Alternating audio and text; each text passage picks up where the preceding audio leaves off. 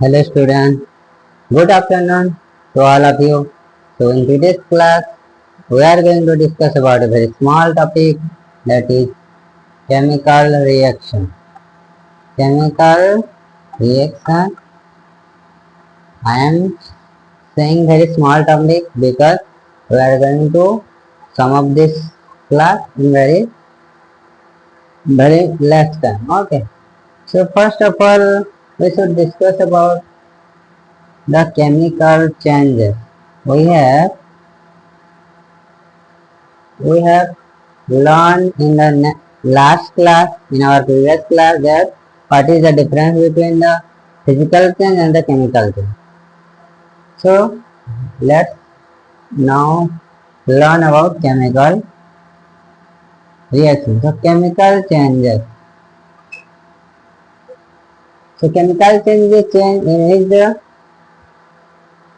when the one substance changes to its another form, it never gets back to its original state. Means this change is irreversible. We cannot reverse it back. So chemical change, the process of chemical change. We should write the step, the process of the process of chemical change. The process of chemical change is called a chemical reaction. It's called a chemical reaction. So in our daily life, we are getting to see that how these chemical changes happen, like the rusting of iron in rainy season. So we see that when the iron substance stay in the outside in the humid atmosphere and in the rainy season, there is red substance. There is a red layer formed in the outer surface of the iron substance. That is iron rusting. And when any vegetable stay for a long time like outside the fridge, that vegetable get decomposed. Okay, decayed. That is also a chemical reaction. So there are a lot of chemical reaction happening all around us. Right now also in our body, we are eating something, the food is digesting, that is also a chemical reaction. So what are the examples of chemical reaction? You can take the example of burning of a magnesium ribbon. Magnesium ribbon. So how it looks when the magnesium ribbon is burned. So whenever we burn a magnesium ribbon, first of all what we do, we like the magnesium ribbon, in magnesium ribbon oxygen layer is deposited. So we have to first remove out the magnesium oxide layer. That's why we use sandpaper and remove that layer. After that we use burning candle or burner and burn the magnesium ribbon. So whenever we burn the magnesium ribbon, what happens? You must have seen in the experiment doing by different teachers that we use some glasses, because a very dazzling light with heat energy released during the burning of magnesium ribbon. That's why we should protect our eyes from the ultraviolet rays, because the dazzling light release ultraviolet rays. So we can also give another example. Like we take another example like the cooking of food, cooking of food, then the respiration, we are respiring. The breathing and respiration is different. Okay. Why like the respiration is different from breathing? Because breathing is a physical process, whereas the respiration is a chemical process. Respiration means by using the when we are taking, when we are breathing, we inhale oxygen, and that oxygen to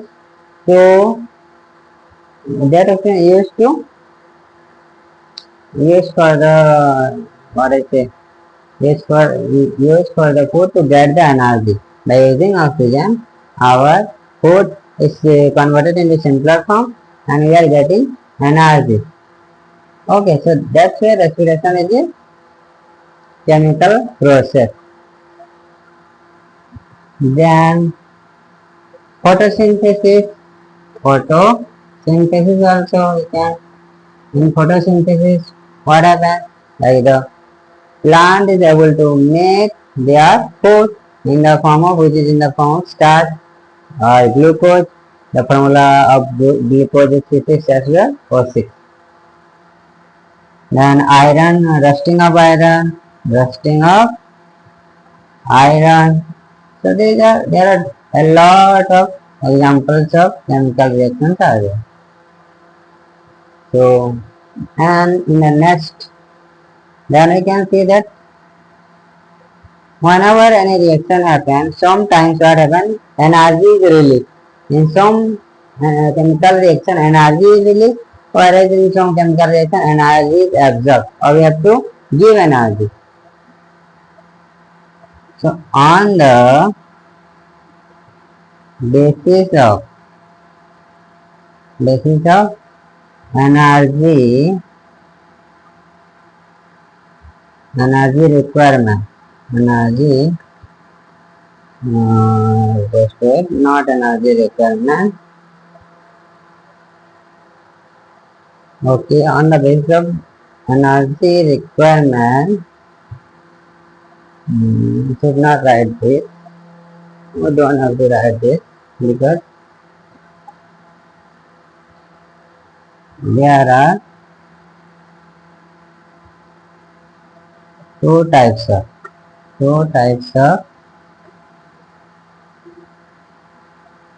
chemical reactions are there. Reactions are there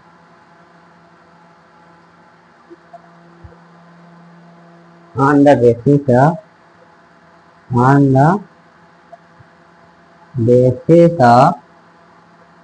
whether the energy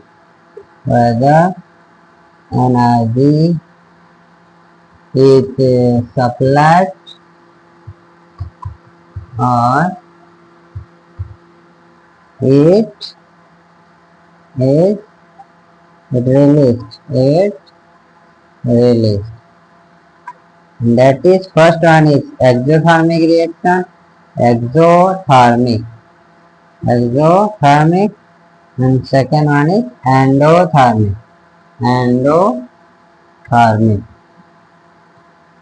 So from this word we can get to know that exo means something is released. So what that something is, that is energy. When the energy is released, in any reaction, we call that reaction as exothermic reaction.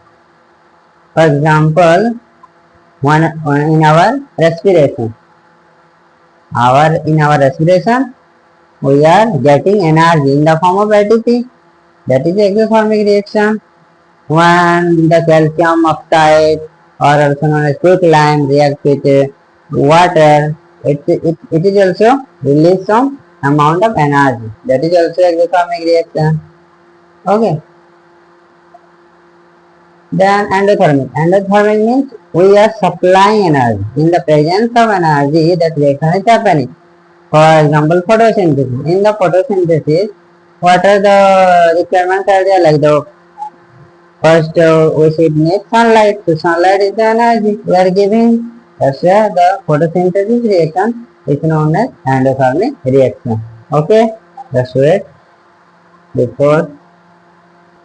Before heading towards the next topic. Okay, so let's learn what are the characteristic features. How do we get to know that any chemical reaction is happening? Okay, so what are the Features. What are the characteristic features? Characteristic. Characteristics. Features. Features of a chemical reaction. Chemical reaction. Wait, sorry. So the characteristic feature of a chemical reaction means how do we get to know that a chemical reaction this is the short form of reaction, okay, reaction occur or happen. So first thing is changes in color. Changes in color. For example, the reaction is a, we should take one example so that you will understand in a better way and you should remember it for a long time. So when the zinc reacts with sulfuric acid H2SO4, sorry, this is the reaction of evolution of gas. Just wait. This is another reaction with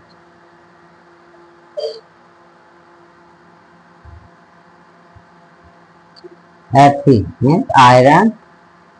Iron reacts with copper sulfate.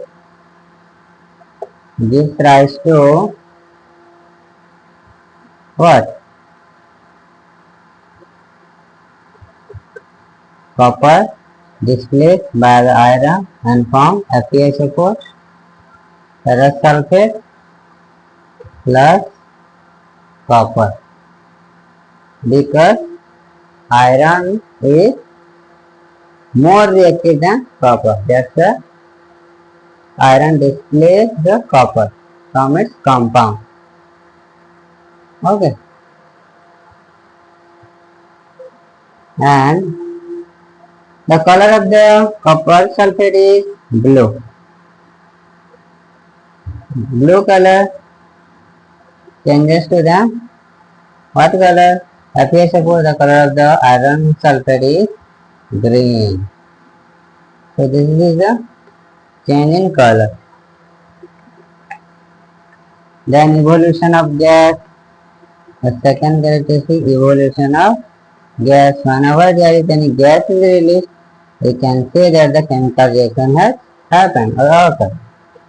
For example, first Zn, zinc plus H2SO4 sulfuric acid. Zinc displaces the hydrogen because hydrogen is less reactive. So it forms, the product will be zinc sulfate plus hydrogen gas is released. That's why evolution of gas is also a characteristic. Then in the fourth one, changes in temperature. Changes in temperature. Example here is calcium oxide, or we also call it quicklime. Limestone. Okay. In the presence of when the calcium oxide reacts with water, it forms or gives the product calcium hydroxide. Calcium hydroxide plus heat release. Heat is released. Okay, so this is the third bit. Okay, the number 4 bit. One thing we should clear now is we are giving this arrow. This arrow is indicating that reaction is occurring forward. The arrowhead is indicating the reaction which is occurring forward, and these are called as reactants. Reactants. This is the reactant side. In the left hand side is the reactant side, and we use plus sign in between the compound in the reactant side, and also in product side. This is the product side. In product side also we use plus sign in between the compound which is formed after the reaction. Okay, arrowhead is indicating the reaction is occurring forward.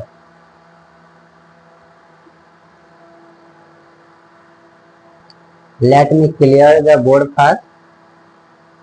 Then the fourth characteristic feature is formation of precipitate. Formation of precipitate.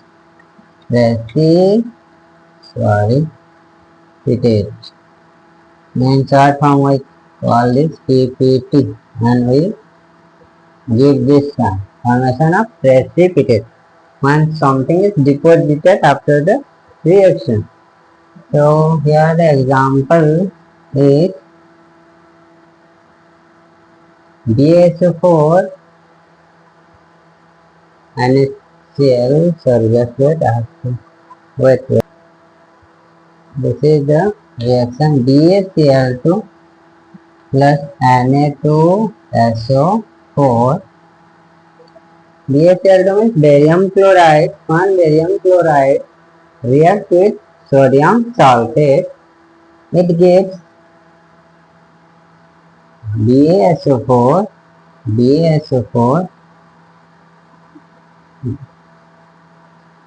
plus 2NaCl, or just write the simple equation. We do not have to write the balance equation. Okay, so this is the product which is the PPT. PPT means precipitate here. When something is deposited after the chemical reaction. Precipitate, PPT, means when something deposited after the chemical reaction. Chemical reaction has occurred. Okay. So this is the precipitate BaSO4. Okay. And NaCl, sodium chloride is formed with this. And the fifth number is change in physical state. Okay, static feature is change in physical state. So here we can take the example carbon when react with oxygen gives CO2. The physical state of carbon here is different. Suppose we are using the gas cylinder like LPG, that's the one form of carbon, and oxygen we are inhaling the gas, and when they both mix, their property change. CO2 is very different from the carbon and oxygen because CO2 is the gas, carbon dioxide, which is released during our respiration and is used by the plant for their food making process and photosynthesis. So let's remember here this both the solution here are colorless. Both the solution means BaCl2 and Na2SO4 are colorless. Means you can say white also. In chemistry we can say colorless means white solution. Okay, and this is the equation, chemical equation, whichever we are writing after every characteristic feature with example. This is the chemical equation. And first we would learn about the word equation. What is word equation? Then what is the skeletal equation? Skeletal equation, or also known as, it is also known as unbalanced equation. Unbalanced equation. Then we then we get the balanced equation after balancing the equation. Balanced equation. So what equation means? Here we can take the example like the C means carbon. Carbon is reacting with oxygen. Carbon plus oxygen, and we are getting carbon dioxide. Carbon dioxide. So this is the word equation. And which is the skeletal equation? Here the equation is balanced, because here we can see the carbon, number of carbon atom is 1, here is also 1.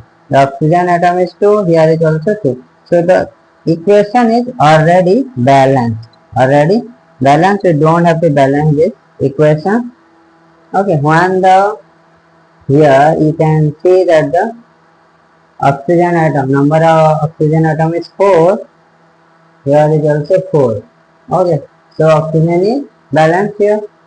Then you can see here the CO2. Number of chlorine atom is here 2, but in the reaction side the number of chlorine atom is 2, but in the product side the number of chlorine atom is 1. That's why I can say this equation is unbalanced. Unbalanced means we can say that this equation is a skeletal equation or unbalanced equation. When we balance the equation, then we call this equation as balanced equation. Suppose you have to here we have to write the 2. We have to multiply. We always multiply in the coefficient, any number. So right now we can say that the sodium atom here is 2, here is also 2. Chlorine is also, in the reaction side also the chlorine atom is 2, and the product side also it is 2. Now the equation is balanced. Okay. So we will study further in the next class. So this is all for today, guys. Have a good day.